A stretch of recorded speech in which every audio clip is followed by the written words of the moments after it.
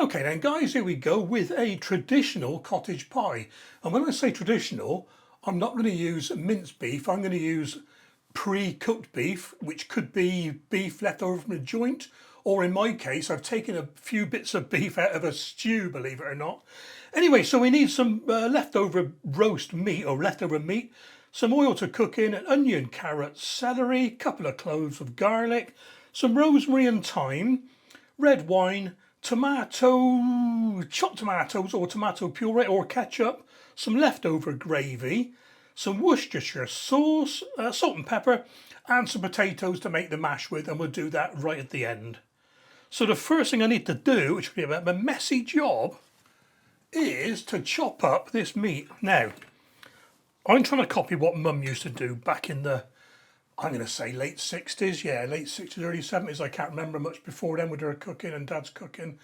But they used to have one of the old mincers, you know, the old real cast, not, was it cast iron? Cast aluminium clamped to the work surface. I'm going to try and find a picture and put it up there to make the mince with.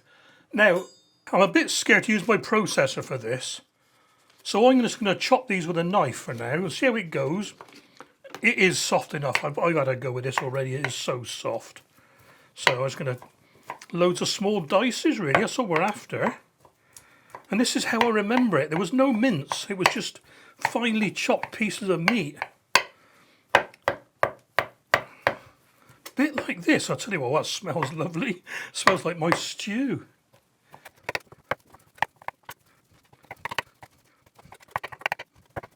I reckon that's pretty good, you know. That's going to break down a bit further when we're cooking it anyway. That'll do. Okay, celery. I can use about a stick of celery, I suppose. Really finely chop this if you can.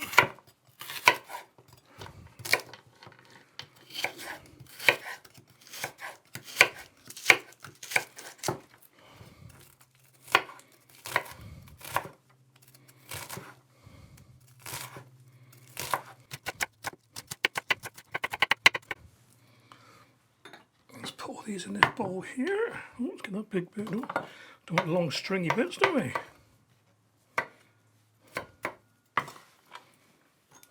Same with the carrot.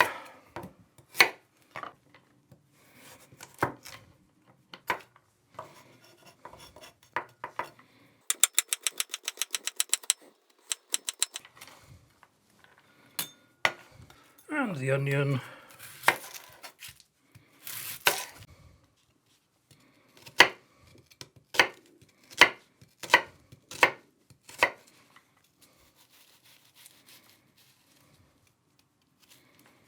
Ooh, it's a strong onion, this one. The eyes are watering.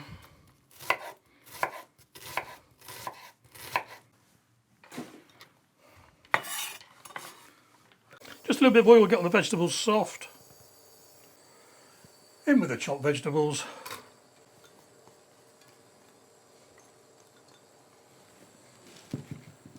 Give them a stir around, get them all coated. I'm going to sweat these down for about 5 to 10 minutes. And while that's starting off, I'm going to squash the garlics.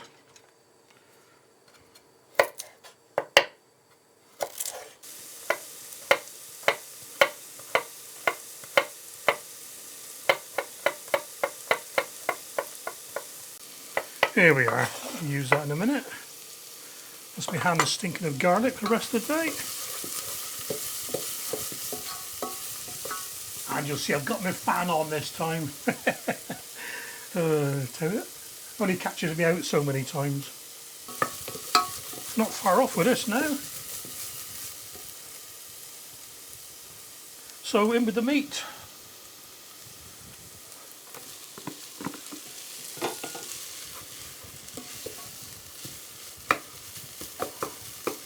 We want this to just start a little bit of browning. See what I mean? I mean the meat's breaking down. I've only got to touch it and it falls apart.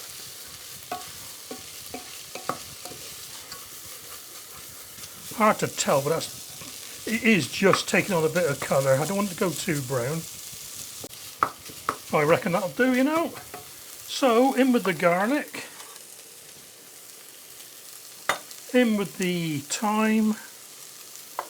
Now I'm using dried rosemary because that's how I remember Mum doing it. I'm blooming sure we didn't have a rosemary bush in our garden, so... Oh, that smells good. A little bit of salt and pepper. Remember, I got the fan on now, so I've got to be careful.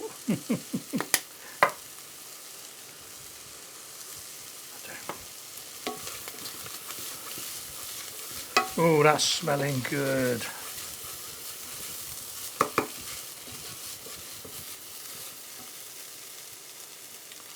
Right, a bit of wine. Now. Oh, open this, I suppose, haven't I? Okay then. I'm going to put about 200ml in, so that's about a quarter of a bottle, I suppose.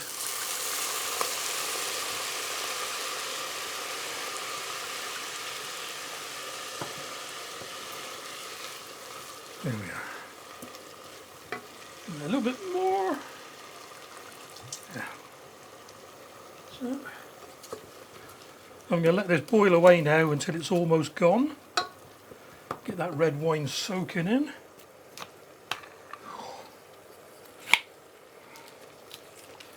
Meanwhile, put the cork back in the bottle. This won't take long. Pan's nice and hot now.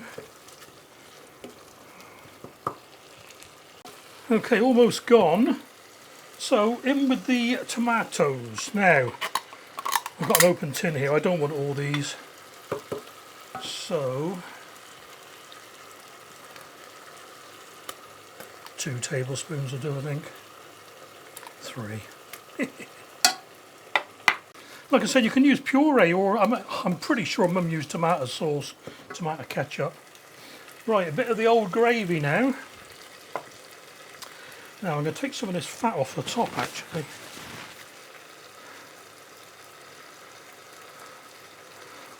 One thing I don't have is a proper gravy skimmer. I'll do.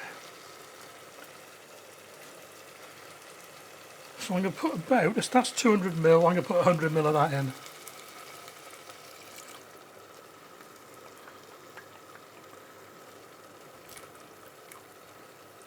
Yeah, that'll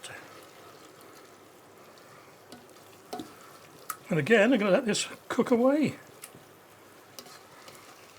Okay guys, I reckon we're just about there now. A little bit of liquid left in the bottom. So I'm going to take this off the heat. And that'll probably soak into the meat anyway. So let's turn that off, put that over there. Get on with the mashed potato. Right, here we are. Now, I cannot find my proper... I've got a couple of, you know, proper potato mashers I was going to use for this. Oh, I don't know, things go missing in this house. Oh, I don't know. I'll tell you what, as soon as I clean up here, I bet I'll find it. So I'm going to use my potato ricer. Now, if you've never used one of these guys, honestly, you've got to invest in one. It is incredible. Just trot your spuds in. Put your top on, give it a squeeze, and out comes perfect mashed potato. The only thing to do is not overcrowd the pot, because it gets a bit hard to press, I've found. So a couple of little spuds at a time. And at this point, I'm going to put some butter in. Oh, that's soft. The pan's still warm, so that will melt in no time. Put it up there.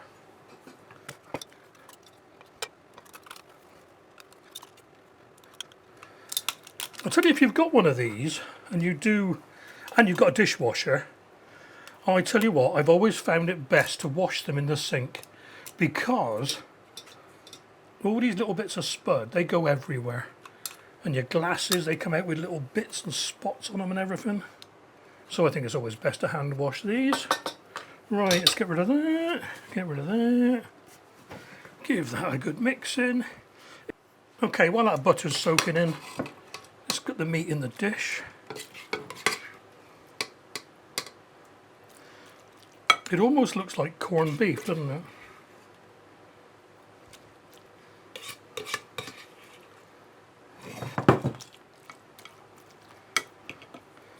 Get it in all the corners.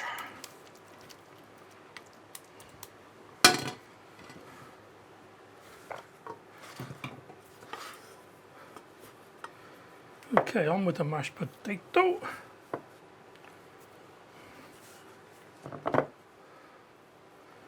Get it all over.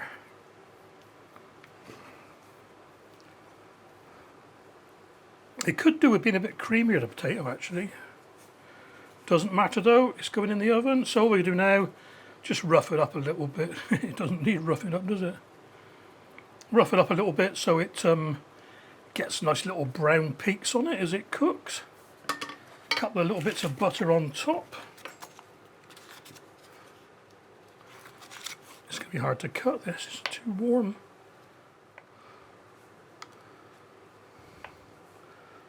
That should do it. Anywhere missing? Yeah, that bit there. Okay then. Okay then, in the oven now for 25 to 30 minutes. Have a look at it, see if it needs a bit more or not. If not, we will bring it out and have a taste. Oh. Well, here we are, guys. It took a little bit longer than I was thinking maybe because the mix was a bit cooler and the potato was a bit cooler than I wanted it to be, but I wanted the top to go crispy brown and it has done. Now, when I was doing this, I remembered one thing, and I tell you, I didn't do it, and I'm so kicking myself. In my pocket, 2 tomatoes. Now, Mum used to, and I'm going to do this very, very quickly, but not do it, if you know what I mean. Mum used to put a couple of bits of tomato on top, I think 3 or 4, before cooking, and I think that was just to tell us that if it was frozen with the tomato on, it was cottage pie and not shepherd's pie. She's pretty clever, mine. Only going to do a small portion because, oh, look at the steam coming off that. This is going to be my main meal tonight. Okay then, here we go. Going to be a bit warm.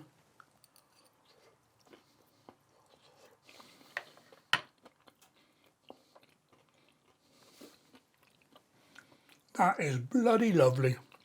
I'm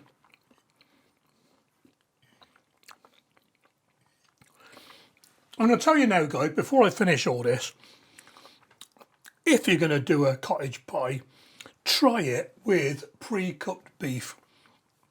Oh, believe me, guys, it knocks spots off using minced beef.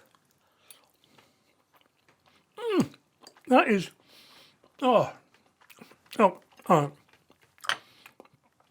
not going to go on about it. It is fantastic, and it is my main meal tonight. But, looking at the size of that, I will probably only eat half. Maybe 2/3. I'll freeze the rest. And if I freeze it, I'll put a tomato on top in honour of Mum. Oh, I'll tell you, this is brilliant. This is lovely, guys. Hope you enjoyed this one. Any ideas for future recipes, please let me know. I'm not drying up, but I'm not struggling for ideas, but we're getting there. Let me know in the comments below, and I'll catch you on the next recipe.